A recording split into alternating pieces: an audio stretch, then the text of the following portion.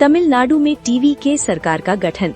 तमिलनाडु के मुख्यमंत्री सी जोसेफ विजय के नेतृत्व में तमिलगम वेट्टी काझगम यानी टीवीके सरकार के गठन के बाद कांग्रेस 55 साल बाद सरकार में वापसी करने के लिए तैयार है।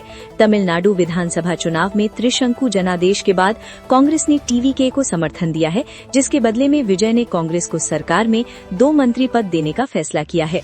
चेन्नई के जवाहरलाल नेहरू स्टेडियम में आयोजित एक भव्य समारोह के दौरान नई सरकार ने शपथ ली, जहां विजय तमिलनाडु के 13वें मुख्यमंत्री बने। उनके साथ राज्यपाल राजेंद्र विश्वनाथ अर्लेकर ने 9 मंत्रियों को पद और गोपनीयता की शपथ दिलाई।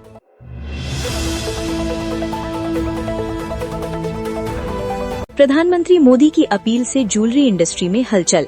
प्रधानमंत्री नरेंद्र मोदी की 10 मई 2026 को हैदराबाद में एक जनसभा के दौरान देशवासियों से 1 साल तक सोना न खरीदने की अपील ने ज्वेलरी इंडस्ट्री में खासी खलबली मचा दी है। दिल्ली समेत पूरे देश के ज्वेलरी व्यापारी, सुनार और छोटे कारोबारी इस अपील से बेहद चिंतित नजर आ रहे हैं। Chamber of trade and industry यानी CTI के चेयरमैन ब्रिजेश गोयल ने बताया कि अपील सामने आते ही सैकड़ों व्यापारियों ने उनसे संपर्क किया और अपनी गहरी चिंता जताई है।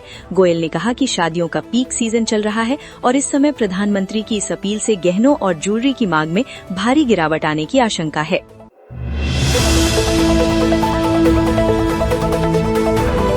चीन में बना दुनिया का सबसे बड़ा आउटडोर एस्केलेटर सिस्टम। दुनिया में एक जगह 905 मीटर लंबा दुनिया का सबसे बड़ा आउटडोर एस्केलेटर सिस्टम शुरू किया गया है। इस नेटवर्क ने 1 घंटे की पैदल चढ़ाई को मात्र 20 मिनट के सुहाने सफर में बदल दिया है। चीन के हुबई प्रांत के वुशान शहर ने इंजीनियरिंग के क्षेत्र में एक ऐसी मिसाल पेश की है जिसने दुनिया भर के आर्किटेक्ट्स को सोचने पर मजबूर कर दिया है। पहाड़ की दुर्गम ऊंचाइयों पर बसने वाले लोगों के लिए जो सफर कभी थका देने वाला और समय लेने वाला था, उसे अब आधुनिक तकनीक ने बेहद सुखद बना दिया है। वुशान में तैयार किया गया 905 मीटर लंबा ये आउटडोर एस्केलेटर न केवल दुनिया का सबसे लंबा एस्केलेटर सिस्टम है, बल्कि ये चीन की बढ़ती तकनीकी शक्ति का एक चमकता हुआ प्रतीक भी बन गया है।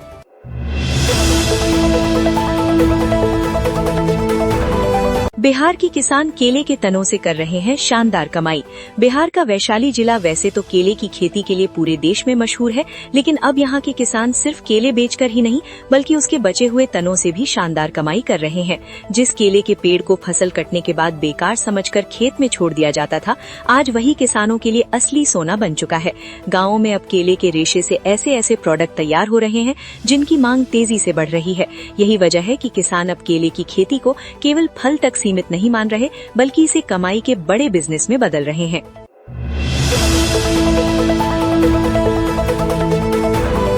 प्रधानमंत्री मोदी की देशवासियों से बड़ी अपील। प्रधानमंत्री नरेंद्र मोदी ने देशवासियों से पेट्रोल, डीजल और गैस का इस्तेमाल सोच समझकर करने की अपील की है। उन्होंने कहा कि मौजूदा वैश्विक हालात में ऊर्जा की बचत करना बहुत जरूरी हो गया है। पीएम मोदी ने कोरोना काल के दौरान अपनाए गए वर्क फ्रॉम होम मॉडल का भी जिक्र किया और कहा कि जहां संभव हो वहां कंपनियों और संस्थानों को फिर से घर से काम करने के विकल्प पर विचार करना चाहिए।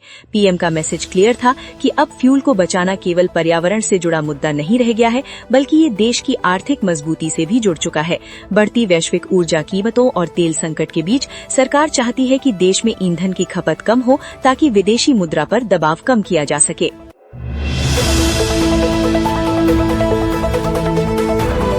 ओम प्रकाश राजभर का अखिलेश यादव पर तीखा हमला।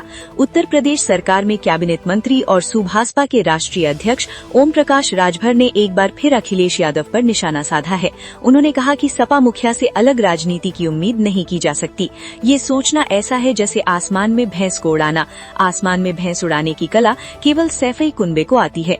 ओम प्रकाश राजभर ने अपने सोशल मीडिया अकाउंट X के जरिए अखिलेश यादव को आड़े हाथों लिया। उन्होंने पोस्ट कर लिखा, जिन्ना को आदर्श मानने वाले और ऑपरेशन सिंदूर में देश के 11 लड़ाकू विमानों के गिरने का देश विरोधी झूठ परोसने वाले अखिलेश यादव समाज तोड़क राजनीति करते हैं। एक पर एक चुनाव हारने के बाद उनके पास बचा भी क्या है, सिर्फ महल बचा है, अकूत रुपया पैसा बचा है।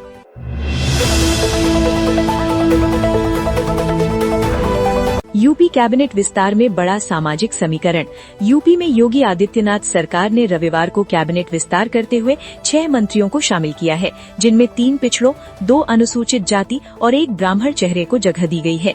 आगामी 2027 के विधानसभा चुनाव से पहले बीजेपी के इस कदम को समाजवादी पार्टी के पीडीए की कार्ड से जोड़ा कर देखा जा रहा है, जिसके जरिए बीजेपी ने पिछड़ों और दलितों को साधने की कोशिश की है। यूपी कैबिनेट में विस्तार के बाद बीजेपी ने गैर यादव पिछड़ा वर्ग और गैर जाटव दलित वर्ग में सियासी पैठ मजबूत करने की कोशिश की है। वहीं सपा से आए एक ब्राह्मण चेहरे मनोज पांडे को भी मंत्रिमंडल में शामिल किया गया है, जिसे नाराज ब्राह्मण वर्ग को मनाने की कोशिश के तौर पर देखा जा रहा है।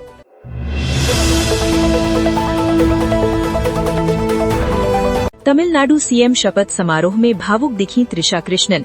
रविवार को एक्टर टर्न पॉलिटिशियन सी जोसेफ विजय ने तमिलनाडु के मुख्यमंत्री के रूप में शपथ ली। इस फंक्शन में उनके परिवार के साथ साथ अभिनेत्री त्रिशा कृष्णन भी मौजूद थीं।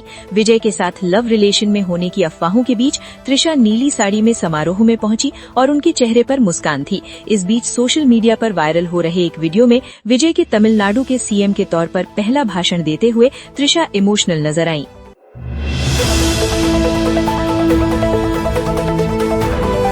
साउथ सुपरस्टार विजय बने तमिलनाडु के मुख्यमंत्री। साउथ सिनेमा के स्टार विजय चुनाव में जीत हासिल करने के बाद तमिलनाडु के मुख्यमंत्री बन गए हैं। आज 10 मई 2026 को विजय ने तमिलनाडु के मुख्यमंत्री के रूप में शपथ ली। ये समारोह चेन्नई के नेहरू स्टेडियम में आयोजित किया गया। एक्टर से राजनेता बने विजय के माता पिता एस.ए. चंद्रशेखर और शोभा चंद्रशेखर भी इस मौके पर मौजूद थे। वहीं इस दौरान एक्ट्रेस त्रिशा कृष्णन भी वहां मौजूद थीं। अब एक्ट्रेस ने विजय के मुख्यमंत्री बनने पर रिएक्ट किया है।